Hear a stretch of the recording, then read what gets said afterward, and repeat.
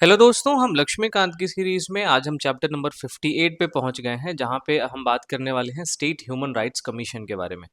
Last session में मैंने आपसे एनएचआरसी यानी नेशनल ह्यूमन राइट्स कमीशन के बारे में बात की थी। तो जो स्टेट ह्यूमन राइट्स कमीशन है, इसका फंक्शन इक्विवेलेंट है एनएचआरसी के, क्योंकि जिस तरीके से एनएचआरसी ह्यूमन राइट्स के वायलेशन के केसेस में आप देखेंगे नेशनल लेवल पे काम करता है, उसी तरीके से अलग अलग स्टेट्स के अंदर में हमें एसएचआरसी देखने को मिलता है, जो उस स्टेट्स के अंदर अगर ह्यूमन राइट्स का कोई वायलेशन का केस है तो उससे डील करता है।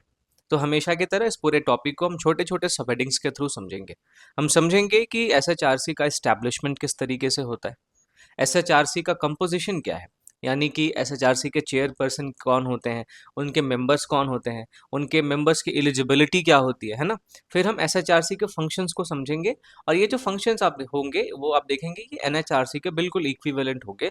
बस इसका जो दायरा है, इसका जो रेंज है, वो एक स्टेट के अंदर जो है आपको लिमिटेड देखने को मिलेगा, है ना। फिर हम देखेंगे एसएचआरसी किस तरीके से काम करता है। फिर हम ह्यूमन राइट्स कोर्ट्स के बारे में भी देखेंगे, जो कि स्पीडी ट्रायल के लिए इसको इस्टेब्लिश करने की बात 1993 के एक्ट में की गई थी।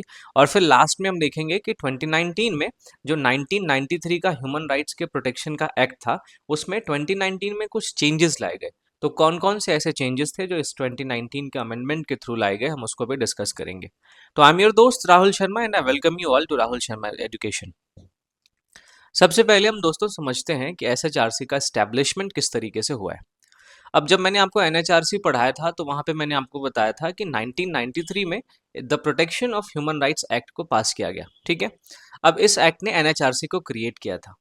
दोस्तों, इसी एक्ट में एक एसएचआरसी के भी स्टैब्लिशमेंट की बात है, यानी ये जो 1993 का एक्ट है, इसी ने एनएचआरसी को भी और इसी ने एसएचआरसी को भी, दोनों को क्रिएट किया है। अब मैंने आपको बताया कि जो एसएचआरसी है, उसका फुल फॉर्म है स्टेट ह्यूमन राइट्स कमीशन। तो इसके नाम में ही चूंकि स्टेट है, तो जाहिर सी बात है कि इसका जो दायरा है वो स्टेट के अंदर होगा, और जाहिर सी बात है कि एसएचआरसी को एस्टैब्लिशमेंट करने की बात जो है, या पावर जो है, वो स्टेट गवर्नमेंट के पास होगी। तो एसएचआरसी का जो क्रिएशन है, वो स्टेट गवर्नमेंट करती है। अब ये जो एसएचआरसी है, उस वो आप देखेंगे कि ये केवल ऐसे मामलों में ही इंक्वायर कर सकती है जो कि ह्यूमन राइट्स के हैं, और वो स्टेट लिस्ट या कॉन्करेंट लिस्ट से रिलेटेड है। क्योंकि सेंटर लिस्ट पे आप देखेंगे कानून बनाने की शक्ति जो होती है, वो केवल और केवल सेंटर की होती है ना। कॉन्करेंट लिस्ट पे, जो कॉन्करेंट लिस्ट होता है, इस कॉन्करेंट लिस्ट पे सेंटर और स्टेट ये दोनों ही कानून बना सकते हैं।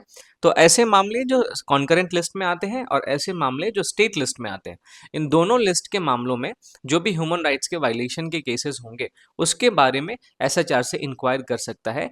सेंटर लिस्ट के मामलों में एसएचआर से इंक्वायर नहीं कर सकता, ठीक है। आपको ध्यान ये रखना है कि अगर एनएचआरसी जो है, या फिर कोई दूसरा स्टैट्यूटरी कमीशन अगर किसी ह्यूमन राइट्स के मामले को देख रहा है, तो एसएचआरसी उस मामले में हस्तक्षेप नहीं करेगा, उस मामले में कोई भी इंटरफेयर नहीं करेगा, ठीक है। एक चीज और आपको ध्यान में रखनी है कि जो यूनियन टेरिटरीज होते हैं, इन यूनियन टेरिटरीज में अगर ह्यूमन राइट्स के वायलेशन का कोई केस होता है, तो नॉर्मली आप देखेंगे आप इसको एनएचआरसी डील करती है, या कोई अगर स्टैट्यूटरी कमीशन बनाया गया है तो स्टैट्यूटरी कमीशन उसको डील करता है। लेकिन सेंट्रल गवर्नमेंट अगर चाहे, तो वो एसएचआरसी को यूनियन टेरिटरीज के अंदर जो ह्यूमन राइट्स से रिलेटेड फंक्शंस है, उसको कन्फर कर सकती है। लेकिन जम्मू कश्मीर और लद्दाख, इन दोनों यूटीज को छोड़ के, यानी जम्मू कश्मीर और लद्दाख, इन दो यूटीज को छोड़ के बाकी यूटीज में जो भी ह्यूमन राइट्स के मामले हैं, जो भी उनके फंक्शंस के लिए सेंट्रल गवर्नमेंट चाहे, तो वो एसएचआरसी को कुछ फंक्शंस सौंप सकती है। और मैंने जैसा कि आपको बताया कि एनएचआरसी जो है, वो दिल्ली में अगर ह्यूमन राइट्स के वायलेशन का कोई भी केस है, तो उसको डील करता है। तो ये तो बात हो गई स्टैब्लिशमेंट की। अब जरा हम बात करते हैं एसएचआरसी के कंपोजिशन के, यानी कौन कौन से ऐसे लोग हैं जो एसएचआरसी के मेंबर के तौर पे शामिल होते हैं। तो सबसे पहले आपको ध्यान में रखना है कि एसएचआरसी में एक चेयरपर्सन होता है, इसके अलावा दो मेंबर होते हैं, और एक ऐसा पर्सन भी इसका मेंबर होता है जिसके पास ह्यूमन राइट्स के मामले में एक तो नॉलेज हो, या फिर उसको ह्यूमन राइट्स के मामले में कुछ प्रैक्टिकल एक्सपीरियंस हो। तो टोटल आप कह सकते हैं कि चार मेंबर होते हैं, एक चेयरपर्सन, दो अलग मेंबर, और एक person having special knowledge about human rights. अब जो चेयरपर्सन होता है, उसे या तो रिटायर्ड चीफ जस्टिस होना चाहिए, या फिर रिटायर्ड जज ऑफ हाई कोर्ट होना चाहिए, तभी जाके वो चेयरपर्सन बनेगा। अब ये जो पॉइंट है, इस पे 2019 के एक्ट में कुछ चेंजेस लाए गए, है ना। जो 2019 का अमेंडमेंट एक्ट में आपको बताऊंगा आगे, उसमें इस इस पॉइंट में कुछ चेंजेस लाए गए हैं, तो वो क्या चेंजेस हम आगे समझेंगे। फिर जो एसएचआरसी के मेंबर्स होते हैं वो या तो सर्विंग जज होना चाहिए या फिर हाई कोर्ट के रिटायर्ड जज होना चाहिए। इसके अलावा एक डिस्ट्रिक्ट जज भी इसका मेंबर बन सकता है अगर उसके पास मिनिमम 7 साल का एक्सपीरियंस है। तो आपको ध्यान में क्या रखना है, चेयरपर्सन के लिए क्या जरूरी है एलिजिबिलिटी, मेंबर्स के लिए क्या एलिजिबिलिटी चाहिए, ये दोनों चीजें आपको ध्यान में रखनी है। अब जो एसएचआरसी के मेंबर होते हैं इनका अपॉइंटमेंट जो है वो गवर्नर करता है, ये पॉइंट आपको ध्यान में रखना है। और ये गवर्नर अपने मन से नहीं करता, वो एक कमिटी के रिकमेंडेशन के बेस पे एसएचआरसी के मेंबर्स का अपॉइंटमेंट करता है। अब ये जो कमिटी है इसमें कई सारे मेंबर्स होते हैं, जैसे आप देखेंगे इस कमिटी में सबसे पहले तो सीएम होता है जो कि इस कमिटी का हेड होता है। इसके साथ साथ उस स्टेट की लेजिस्लेटिव असेंबली का स्पीकर भी इस कमिटी का हिस्सा होता है। उस स्टेट का होम मिनिस्टर जो होता है वो भी इस कमिटी का हिस्सा होता है। और साथ ही साथ उस स्टेट के लेजिस्लेटिव असेंबली में जो लीडर ऑफ अपोजिशन है वो भी इस कमेटी का हिस्सा होता है, जो कमेटी गवर्नर को एसएचआरसी के मेंबर्स के अपॉइंटमेंट के लिए रिकमेंडेशन देती है। लेकिन हमारे देश में बहुत सारे ऐसे भी स्टेट्स हैं जहां पे हमें बाई कैमरल लेजिस्लेचर देखने को मिलता है। बाई कैमरल लेजिस्लेचर कहने का मतलब कि वहां पे लेजिस्लेटिव असेंबली तो है ही, वहां पे लेजिस्लेटिव काउंसिल जिसको कि हम अपर हाउस ऑफ स्टेट कहते हैं ये भी पाया जाता है। तो ऐसे स्टेट जहां पे लेजिस्लेटिव काउंसिल पाई जाती है, उस लेजिस्लेटिव काउंसिल का जो चेयरमैन होगा और उस लेजिस्लेटिव काउंसिल में जो लीडर ऑफ अपोजिशन होगा, ये दोनों भी उस कमेटी के मेंबर होंगे जो कमेटी गवर्नर को एसएचआरसी के मेंबर्स के अपॉइंटमेंट के लिए रिकमेंडेशन देती है। तो ये वाला जो पॉइंट है आपको ध्यान में रखना है। तो ये हमने कंपोजिशन देखा दोस्तों। अब जरा हम एसएचआरसी के मेंबर्स के टर्म के बारे में देख लेते हैं कि ये कितने साल तक काम करते हैं। अगर हम इसके टर्म की बात करें तो जो एसएचआरसी के मेंबर्स हैं और चेयरपर्सन हैं वो 3 साल तक के लिए अपने ऑफिस में बने रहते हैं या फिर 70 साल की एज तक वो अपने ऑफिस में बने रहते हैं। और आपको ध्यान ये रखना है कि वो रीअपॉइंटमेंट के लिए एलिजिबल होते हैं, यानी वो अगर कोई मेंबर है तो मेंबर दोबारा से एसएचआरसी का मेंबर बन सकता है, रीअपॉइंटमेंट उसका हो सकता है, ये आपको ध्यान में रखना है। अब एक बार अगर उनका टेन्योर पूरा हो गया एसएचआरसी के मेंबर्स के तौर पे या एसएचआरसी के चेयरपर्सन के तौर पे, तो वो फिर स्टेट गवर्नमेंट या सेंट्रल गवर्नमेंट इन दोनों ही गवर्नमेंट के अंदर किसी भी दूसरे एम्प्लॉयमेंट के लिए एलिजिबल नहीं होते। ये आपको जरूरी बात है, ध्यान में रखनी है। ठीक है। अब एसएचआरसी के मेंबर्स को अगर अपॉइंट किया गया है तो जाहिर सी बात है रिमूव भी किया जा सकता है उनके टेन्योर पूरा होने से पहले। तो जो रिमूवल है वो आपको ध्यान में रखना है केवल और केवल प्रेसिडेंट कर सकता है। अपॉइंटमेंट तो गवर्नर करता है, लेकिन अगर किसी स्टेट ह्यूमन राइट्स कमीशन के मेंबर को या चेयरपर्सन को रिमूव करना है तो उसका रिमूवल केवल और केवल प्रेसिडेंट कर सकता है। ठीक है। और जो ग्राउंड ऑफ रिमूवल है वो बिल्कुल एनएचआरसी की ही तरह है। अब एनएचआरसी वाली वीडियो अगर आपने नहीं देखी है तो आप पहले उस वीडियो को जरूर देखें। उसमें आपको जो भी बातें मैंने बताई है उन बातों को समझने के बाद ये जो चैप्टर है ये चैप्टर आप 20 से 30% एफर्ट में पूरा अच्छे तरीके से कंप्लीट कर सकते हैं। ठीक है। इसके अलावा आप देखेंगे कि जो प्रेसिडेंट है वो एसएचआरसी के मेंबर को या एसएचआरसी के चेयरमैन को प्रूव्ड मिसबिहेवियर या इनकैपेसिटी इन दो बेसिस पे भी हटा सकता है। लेकिन जब वो प्रूव्ड मिसबिहेवियर या इनकैपेसिटी के बेस पे किसी भी मेंबर या चेयरपर्सन को हटाएगा तो पहले प्रेसिडेंट इस मामले को सुप्रीम कोर्ट को ट्रांसफर करेगा। ठीक है। अगर सुप्रीम कोर्ट ने प्रेसिडेंट के डिसीजन को अपहोल्ड किया तो फिर प्रेसिडेंट किसी मेंबर या चेयरपर्सन को प्रूव्ड मिसबिहेवियर या इनकैपेसिटी के बेस पे हटा सकता है। लेकिन अगर सुप्रीम कोर्ट ने प्रेसिडेंट के इस डिसीजन को अपहोल्ड नहीं किया तो फिर जो भी मेंबर या चेयरपर्सन इनकैपेसिटी या प्रूव्ड मिसबिहेवियर के बेसिस पे रिमूव किया गया था वो दोबारा से अपने ऑफिस में आ जाएगा। ठीक है। इसके साथ साथ आपको ध्यान में ये रखना है कि जो भी एसएचआरसी के मेंबर्स और चेयरपर्सन के सैलरीज और अलाउंसेस होते हैं ये स्टेट गवर्नमेंट डिसाइड करती है। ठीक है। और अगर एक बार वो मेंबर के तौर पे कोई भी पर्सन अपॉइंट हो जाता है तो फिर उसमें के जो भी सैलरीज और अलाउंसेस हैं उसमें कोई भी कमी नहीं लाई जा सकती, कोई भी उसमें डिसएडवांटेज नहीं लाया जा सकता।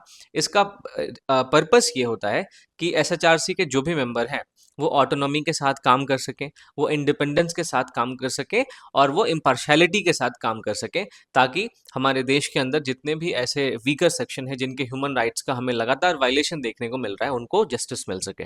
ठीक है। तो ये हमने देखा, कंपोजिशन देखा, हमने टर्म देखा और रिमूवल देखा। अब जरा हम बात करते हैं एसएचआरसी के फंक्शन के बारे में कि एसएचआरसी के फंक्शंस क्या क्या हैं। तो जैसा कि मैंने आपको बताया कि जो एसएचआरसी है वो एनएचआरसी के इक्विवेलेंट है, बस इसका जो रेंज है वो इससे थोड़ा सा लिमिटेड है। तो जिस तरीके से एनएचआरसी काम करता था उसी तरीके से एसएचआरसी भी काम करता है। और इसीलिए मैंने आपको बोला कि आप पहले एनएचआरसी वाला वीडियो जरूर देखें तब जाके आप इस वीडियो को देखें। तो इसके फंक्शंस की बात करें दोस्तों, तो ये ह्यूमन राइट्स के वायलेशंस के जो भी केसेस होते हैं उनमें सुओ मोटो यानी खुद से बिना किसी पिटिशन के, या फिर पिटिशन अगर उस कोर्ट में डाला गया है, माफ कीजिएगा उस कमीशन में डाला गया है, तो पिटिशन डालने के बाद इन दोनों ही केसेस में आप देखेंगे कि ह्यूमन राइट्स के वायलेशन के केसेस में ये इंक्वायर कर सकता है। इसके साथ साथ आप देखेंगे जो एसएचआरसी है वो कस्टोडियल डेथ हो गया, पुलिस एक्सेसेस हो गया, यानी पुलिस के द्वारा जो जोर जबरदस्ती की जाती है, फेक इनकाउंटर्स किए जाते हैं, इन सब मामलों को एसएचआरसी जो है वो इन्वेस्टिगेट कर सकता है। कोर्ट के प्रोसीडिंग्स में भी एसएचआरसी इंटरवीन कर सकता है, लेकिन उसके लिए अप्रूवल की ज़रूरत होती है। साथ ही साथ एसएचआरसी जो है वो कॉम्पनसेशन या फिर जो डिसिप्लिनरी एक्शन है इन सबको रिकमेंड कर सकता है। जो एसएचआरसी है वो स्टेट गवर्नमेंट को ह्यूमन राइट्स के लॉज पे या ह्यूमन राइट्स की जो भी पॉलिसीज होनी चाहिए उसके मामले में भी एडवाइस करता है।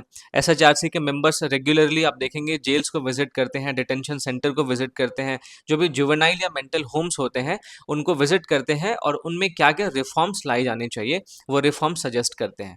साथ ही साथ हमारे देश के अंदर जो भी कॉन्स्टिट्यूशनल या लीगल सेफ गार्ड्स हैं हमारे देश में ह्यूमन राइट्स को प्रोटेक्ट करने के लिए, उन सारे कॉन्स्टिट्यूशनल और लीगल सेफ गार्ड्स को रिव्यू करने का काम भी एसएचआरसी करती है। साथ ही साथ आप देखेंगे कि हमारे देश के अंदर ह्यूमन राइट्स को प्रमोट करने के लिए अवेयरनेस फैलाती है, रिसर्च करती है, जो भी एनजीओज इस दिशा में काम कर रहे हैं उन एनजीओज के साथ पार्टिसिपेट करती है। और जो एसएचआरसी है वो स्टेट गवर्नमेंट को अपना रिपोर्ट भी सबमिट करती है, जिसको स्टेट गवर्नमेंट जो है वो स्टेट लेजिस्लेचर के सामने रखवाती है। तो इस तरीके से ये कई सारे फंक्शंस हैं। अब इसके जो भी फंक्शंस मैंने आपको बताए उसके अपने लिमिटेशंस हैं, क्योंकि आप देखेंगे कि एनएचआरसी जिस तरीके से पूरे इंडिया के लेवल पे काम करता है, एसएचआरसी को उतनी ऑटोनॉमी नहीं है। तो इसका पहला लिमिटेशन तो यही हो जाता है कि एसएचआरसी केवल और केवल स्टेट लिस्ट और कॉन्करेंट लिस्ट के सब्जेक्ट्स पे ही इसका जुरिस्डिक्शन होता है। ठीक है। इसके अलावा आप देखेंगे कि ये ऐसे मामलों में इंक्वायर नहीं कर सकती जो कि पहले ही लेजिस्लेचर या कोर्ट के सामने पेंडिंग है। इसके साथ साथ जो एसएचआरसी के रिकमेंडेशंस होते हैं वो अपने नेचर में एडवाइजरी होते हैं, वो बाइंडिंग नहीं होते। तो इसका मतलब ये है कि एसएचआरसी जो भी रिकमेंडेशन देती है उन रिकमेंडेशन के इम्प्लीमेंटेशन के लिए एसएचआरसी को दूसरी एजेंसीज पर निर्भर रहना पड़ता है, तो जो कि इसके एक और लिमिटेशंस के तौर पे हमें देखने को मिलता है। अगर हम एसएचआरसी किस तरीके से काम करती है इसकी बात करें, तो सबसे पहले आप देखेंगे कि एसएचआरसी के पास अपने प्रोसीजर को रेगुलेट करने का पावर है। ठीक है। इसके अलावा आप देखेंगे कि एसएचआरसी के पास सिविल कोर्ट की भी पावर होती है, और इसके जो भी प्रोसीडिंग्स होते हैं वो जुडिशियल कैरेक्टर के होते हैं। सिविल कोर्ट की पावर इसलिए है कि एसएचआरसी जो है अगर किसी डॉक्यूमेंट को गवर्नमेंट के किसी भी डिपार्टमेंट से मंगाना चाहे जो किसी केस के रिगार्डिंग हो, तो ऐसा करने के लिए इसको कोई भी नहीं रोक सकता, और ये जब किसी डॉक्यूमेंट को मांगती है तो उस डिपार्टमेंट को उसे देना ही पड़ता है, और इस मामले में इसे एक सिविल कोर्ट की शक्ति जो है वो प्राप्त हो जाती है। इसके अलावा आप देखेंगे कि जो एसएचआरसी है वो किसी ऐसे मामले में इंक्वायर नहीं कर सकती जिसको बीते हुए 1 साल से ज्यादा हो गया। यानी कि अगर ह्यूमन राइट्स का वायलेशन हुए अगर 1 साल से कम हुआ है, 1 ईयर से कम हुआ है, तभी जाके एसएचआरसी उस मामले में जो है वो इंटरवीन कर सकती है। अदरवाइज आप देखेंगे अगर कोई मामला बीते हुए 1 साल से ज्यादा हो गया तो उसमें एसएचआरसी कुछ भी नहीं कर सकती। ठीक है। इसके अलावा जो कमीशन है यानी एसएचआरसी है वो अपना एक एनुअल रिपोर्ट सबमिट करती है स्टेट गवर्नमेंट को, और स्टेट गवर्नमेंट इसको स्टेट लेजिस्लेचर के सामने रखवाता है, जैसा मैंने आपको थोड़ी देर पहले बताया। तो ये हो गई वर्किंग। अब मैंने आपको बताया था कि 1993 का जो protection of human rights act था उसमें एक और प्रोविजन था, माफ कीजिएगा इसको मैं जरा स्पेलिंग ठीक कर देता हूँ। उसमें एक और प्रोविजन ये था कि हमारे देश के हर डिस्ट्रिक्ट में एक ह्यूमन राइट्स कोर्ट होगा, ताकि ह्यूमन राइट्स के वायलेशन के जो भी केसेस हैं उसका स्पीडी ट्रायल हो सके और जो भी विक्टिम है उसको जल्दी से जल्दी जस्टिस मिल सके। तो 1993 के एक्ट में ही ह्यूमन राइट्स कोर्ट्स के एस्टैब्लिशमेंट की बात कही गई थी, जो हमारे स्टेट के हर डिस्ट्रिक्ट में होता है। अब ये जो कोर्ट्स हैं वो स्टेट गवर्नमेंट के द्वारा सेटअप किए जाते हैं, ये ऑब्वियस सी बात है। और हर एक ह्यूमन राइट कोर्ट के लिए आप देखेंगे स्टेट गवर्नमेंट एक पब्लिक प्रोसिक्यूटर को अपॉइंट करती है, स्पेसिफाई करती है, या फिर एक एडवोकेट को अपॉइंट करती है जो कि इस कोर्ट के अंदर जो भी केसेस आएंगे उन केसेस के रिगार्डिंग जो है वो काम करेगा ये एडवोकेट। ठीक है। तो ये आपको ह्यूमन राइट्स कोर्ट्स के बारे में बातें ध्यान में रखनी है। अब मैंने आपको बताया था कि जो 1993 का the protection of human rights act था उसमें 2019 में कुछ अमेंडमेंट लाए गए थे, है ना। तो देखते हैं कि वो क्या क्या अमेंडमेंट थे। तो मैंने जब आपको बताया था कि जो रिटायर्ड चीफ जस्टिस होता है वही एसएचआरसी का, माफ कीजिएगा, एनएचआरसी का चेयरमैन बन सकता है। तो ये जो प्रोविजन था, इसमें 2019 के अमेंडमेंट ने एक और बात जोड़ दी। उसमें ये जोड़ा गया कि पहले जहां केवल रिटायर्ड चीफ जस्टिस ही एनएचआरसी के चेयरमैन बन सकते थे, अब 2019 के अमेंडमेंट के बाद जो सुप्रीम कोर्ट का रिटायर्ड जज है, वो भी अब इस एनएचआरसी का चेयरमैन बन सकता है। ठीक है, तो ये पहला पॉइंट आपको ध्यान में रखना है, जो कि 2019 के अमेंडमेंट एक्ट के द्वारा चेंज किया गया था। इसके अलावा आप देखेंगे, जो ये अमेंडमेंट एक्ट है, इसने एनएचआरसी के मेंबर्स की जो नंबर थे, उसको 2 से बढ़ा के 3 कर दिया, और जिसमें से एक का कम से कम वुमेन होना बहुत जरूरी है। इसके अलावा फिर एक और चेंज इसमें ये लाया गया कि जो भी अलग अलग डिफरेंट कमीशंस थे, जैसे नेशनल कमीशन फॉर बीसी हो गया, है ना, national commission for schedule caste हो गया, इन सब के चेयरमैन को भी एनएचआरसी के एक्स ऑफिशियो मेंबर्स के तौर पे अपॉइंट करने की जो बात है, वो 2019 के अमेंडमेंट में की गई।